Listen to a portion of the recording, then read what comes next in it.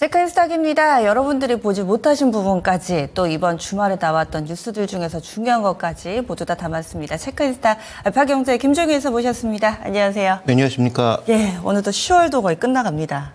네, 이런 상황 가운데서 11월 전망도 체크인스탁에 담아주셨는데요. 함께 보시죠.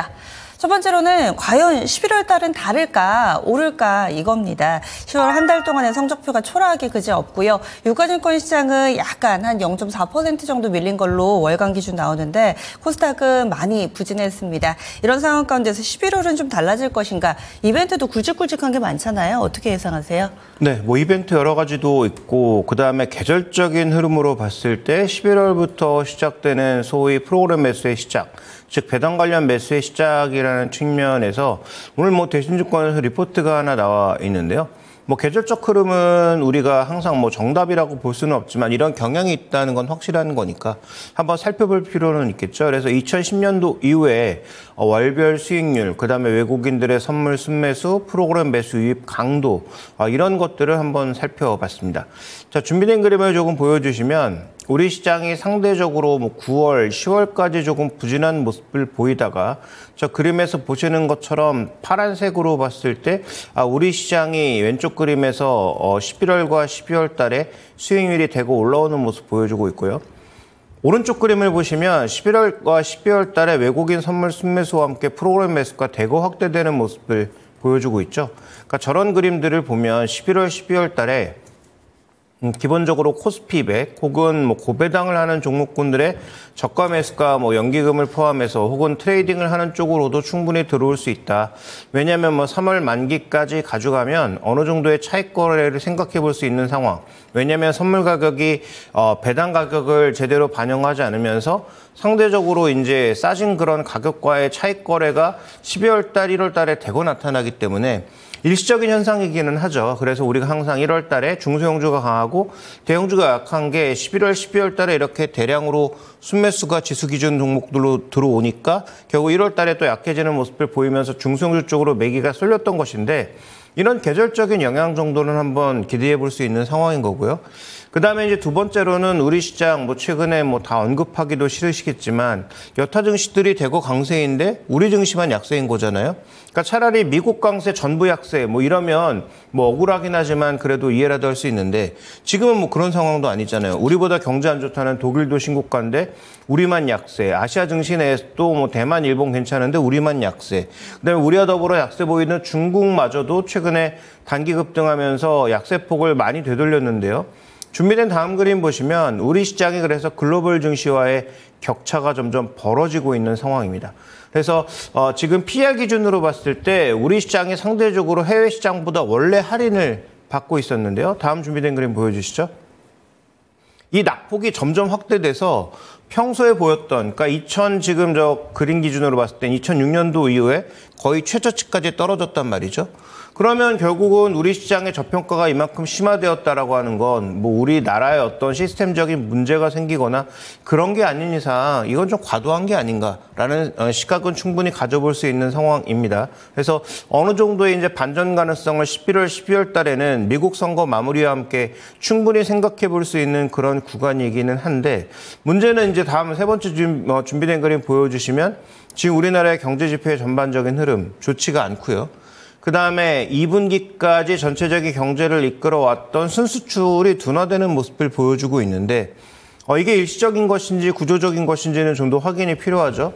그다음에 미국 대통령이 누가 되느냐에 따라서 또 의회의 분포가 어떻게 바뀌냐에 따라서 정책에 대한 변동성은 열려있는 구간이니까 이 두 가지가 혼재되어 있는 계절적인 기대감과 그다음에 지금 떨어지는 펀더멘탈에 대한 우려감이 혼재되어 있는 그런 상황입니다.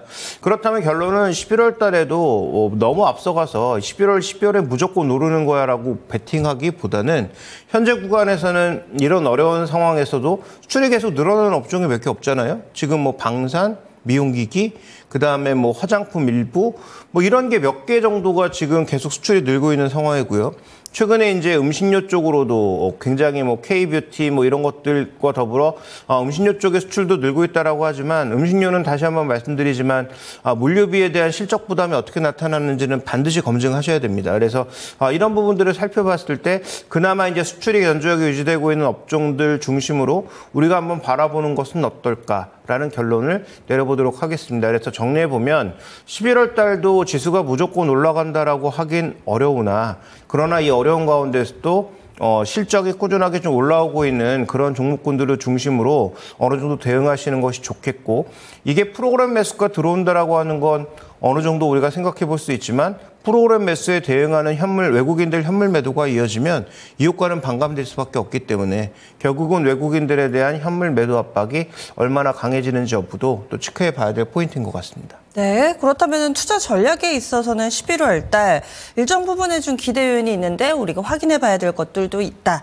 그러면 전략에 있어서 조금 더 구체적으로 11월 달 대응 전략 알려주신다면요. 네, 핵심은 일단 삼성전자입니다. 삼성전자의 3분기 실적이 굉장히 실망스러웠고요. 이로 인해서 전체적으로 시장의 분위기가 좀 어두워진 측면이 있기 때문에 그렇다면 삼성전자의 실적이 조금이라도 특히 반도체 쪽에서 반전될 만한 기미가 있는지가 관건이 되겠죠. 하나 우리가 좀 기대해 볼 수 있는 건 근데 벌써 10월부터 뭔가 매출이 나오긴 해야 될 텐데 지금 중국에 그 퀄컴의 칩이 새로 하나 나왔거든요.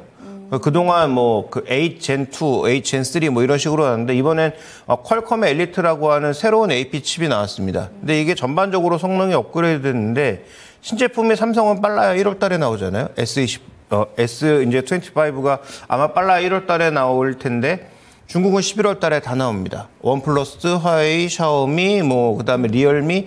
우리가 잘 이름 들어보지 못했지만 중국에서는 어느 정도 업력을 갖고 있는 그런 회사들의 그 엘리트, 지금 스냅드래곤 엘리트를 달고 있는 신제품들이 대거 나오거든요. 그럼 여기 들어가는 메모리는 또 누가 제공할까? 그럼 삼성전자거든요. 하이닉스보다는 삼성전자일 수밖에 없죠. 왜냐하면 동일 라인에서 지금 SK하이닉스는 DDR5 뽑아서 다 HBM으로 가니까 중국 쪽에 그만큼 물량을 배분해 줄 수가 없고요. 하이닉스의 시안 공장은 아니죠.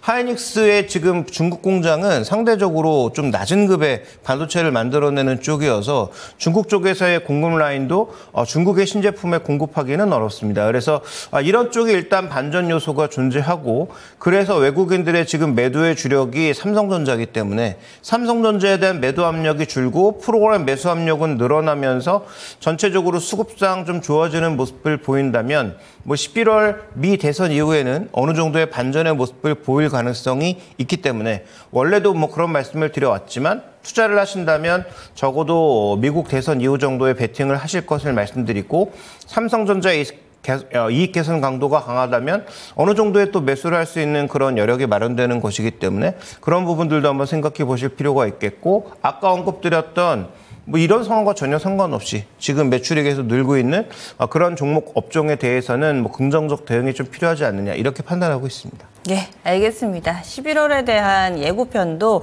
이 증권사 레포트를 통해서 살짝 들여다봤습니다. 다음 두 번째 넘어가겠습니다.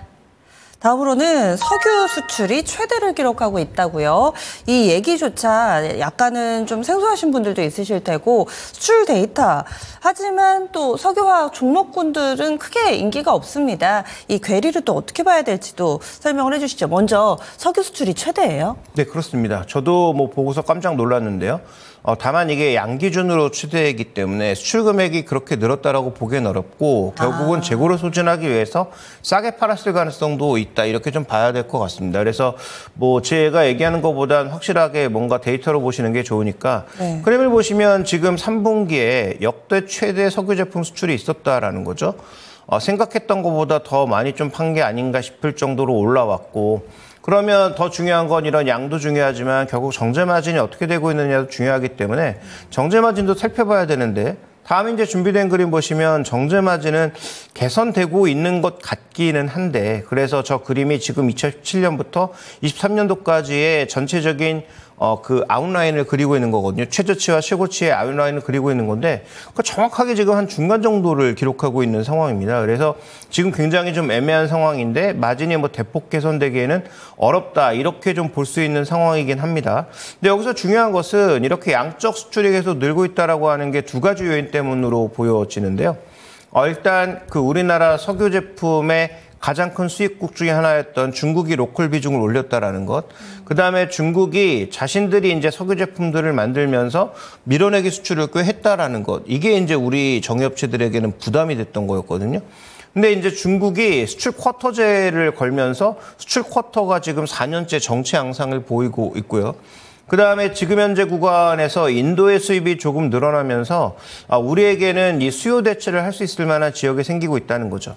그러니까 우리는 공장을 멈출 수는 없으니까 계속 가동을 시켜서 어쨌든 밀어내기 수출을 계속 해왔던 그런 과정이고, 이런 밀어내기 수출로 인해서 수출량의 증가에도 불구하고 전반적으로 이익이 개선되지 않는 모습이었는데, 뭐 중국이 뭐 경기 부양한다고 해서 경기가 뭐 당장 돌아서진 않겠으나, 그렇다고 뭐 경기가 더 나빠지는 걸 막는 정도는 충분히 되지 않겠어요? 그렇다면 뭐 중국 쪽에 추가 수요는 없겠지만 여전히 우리나라 석유 제품을 수입하고 있는 게 인도, 미국, 중국, 일본, 호주 뭐 이 정도고, 미국은 빼고 호주, 일본 이 정도거든요.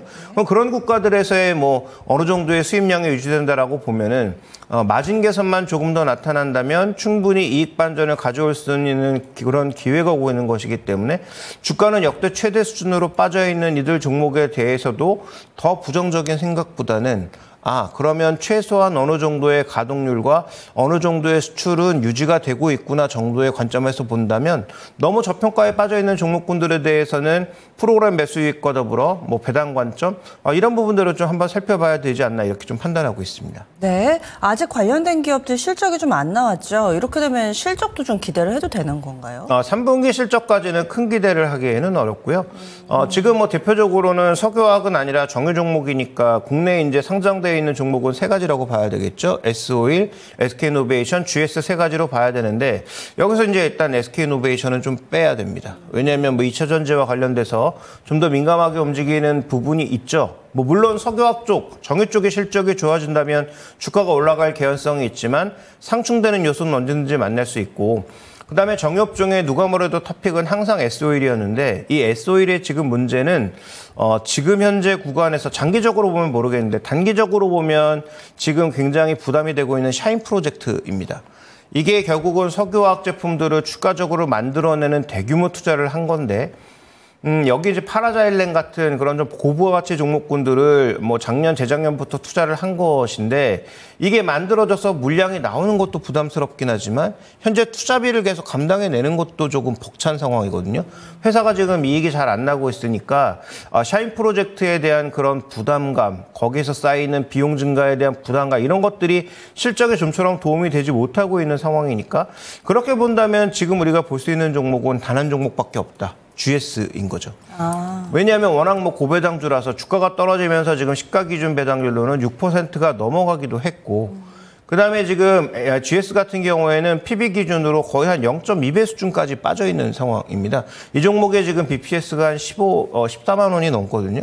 그러니까 지금 여러 가지 악재를 고려해서 뭐 지주사 악재, 뭐 그다음에 뭐 그 가장 실적이 많은 GX 칼텍스의 실적 부진 이런 것들을 반영해서 빠졌다라고 봐야 되는데 최근에 이 GS는 발전자 회사들도 많이 갖고 있어서 S&P가 좀 올라갈 것으로 기대가 되고 있고 한전도 요금을 올릴 거라고 기대가 되니까 발전 쪽에서는 뭐 안정적 이익을 낼 것으로 보여주고 있고 가장 큰 실적 부분이라고 볼 수 있는 GS 칼텍스가 일정 부분의 반등을 가져온다면 그러면 다른 업체들보다는 좀 더 양호한 모습을 보일 가능성이 있다는 측면에서 저는 뭐 GS를 픽으로 말씀드리고 싶고 S-오일 같은 경우에는 조금 관심 종목 정도로, 왜냐하면 그 샤인 프로젝트와 관련돼서 아마도 이제 큰 실적 반전을 보이려면 더 시간이 필요하다는 관점으로 보고 있기 때문에 S-오일은 뭐 차기 종목으로 좀 미루고 GS를 탑픽 종목으로서 저는 조금 봐야 되지 않느냐 이렇게 판단하고 있습니다. 지금 석유 수출은 그런데 뭐 정유랑은 또 차이가 좀 있을 수도 있고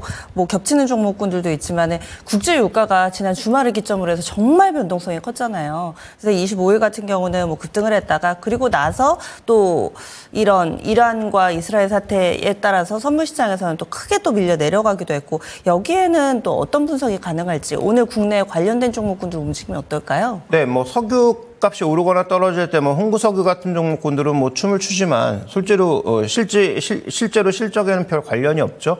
뭐 이들 종목의 실적에 연관이 있다기보다는 그냥 유가 등락에 따라서 트레이딩이 나타난다라고 봐야 될 것이고요. 우리나라 정유사들에게 있어서 유가의 흐름은 결국은 가지고 있는 재고자산 평가에 영향을 미칩니다.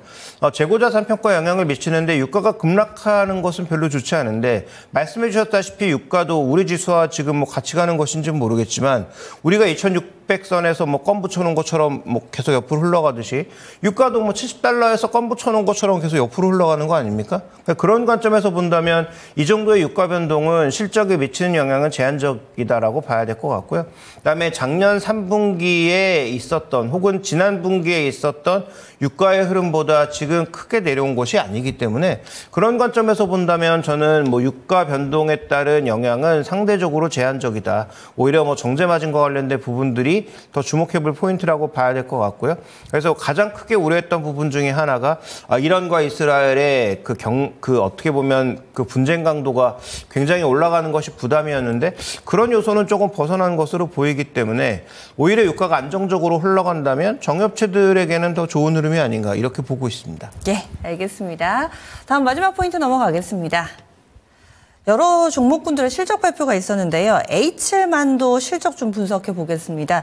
저는 이 종목을 딱 가져오신 것도 상당히 좀 여쭤보고 싶었어요. 어떤 이유에서 이 종목을 주목하신 건가요? 네, 뭐 자동차는 여러 번 말씀드렸지만 별로 그렇게 크게 지금 주목할 만한 상황이 아니고요. 현대차, 기아, 뭐 외국인 매물에게 쏟아지고 있는 상황은 뭐 실적과 상관없이 전반적인 탄력 둔화를 좀 염두에 둔 흐름이라고 보고 있는데 그렇다면 뭐 국내 지금 자동차 부품사 중에서 저는 나름 의미 있는 게 현대모비스, HL만도, 한국타이어 정도 세 가지로 보고 있는데 왜 이들 종목을 말씀드리냐면 상대적으로 현대차에서 좀 벗어나려고 하는 종목군들이기 때문입니다.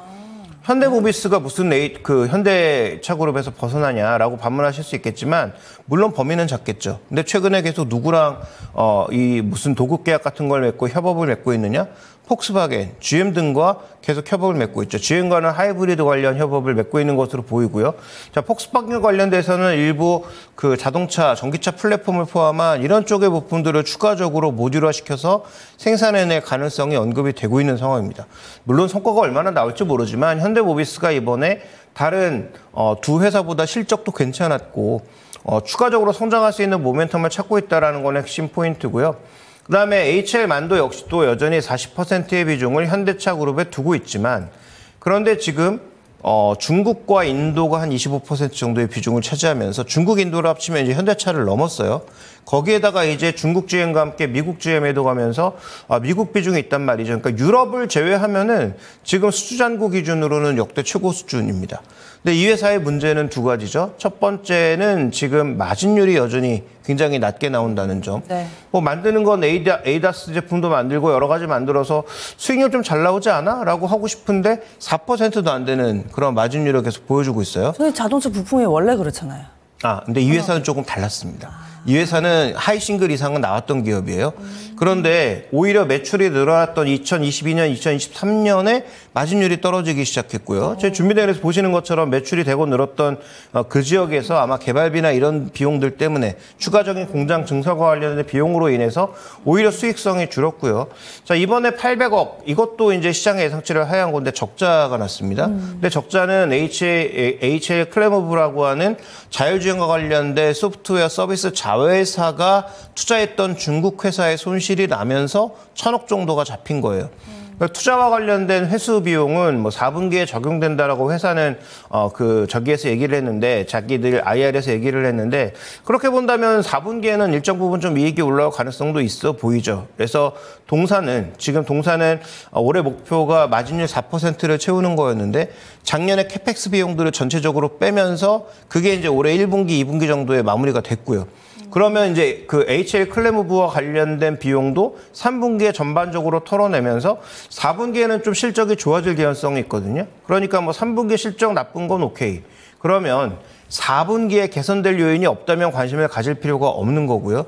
만약에 4분기에 개선될 그런 어느 정도의 그 흐름이 있다면 저는 뭐 지금 상대적으로 주가가 올라왔다고는 하지만 여전히 낮은 수준이거든요. 그래서 그렇게 본다면 저는 관심이 좀 필요하지 않나. 그다음에 현대차에서 그만큼 벗어나면서 중국 로컬업체들의 비중은 높아지고 최근에 뭐 잘 나가고 있는 GM의 비중이 올라가고 있는 건 뭐 악재라기보다는 호재에 가깝다. 이렇게 판단하고 있습니다. 완성차랑 자동차 부품에 대해서는 다른 시각으로 좀 봐야 된다 여러 번 강조를 해주시는데 H1만도 표면적으로는 컨센서스 하회지만은 여기에서 또 질적인 측면의 개선을 집중 조명해 주셨네요. 이렇게 해서 3가지 체크 포인트 알아봤습니다. 체크앤스탁이었습니다.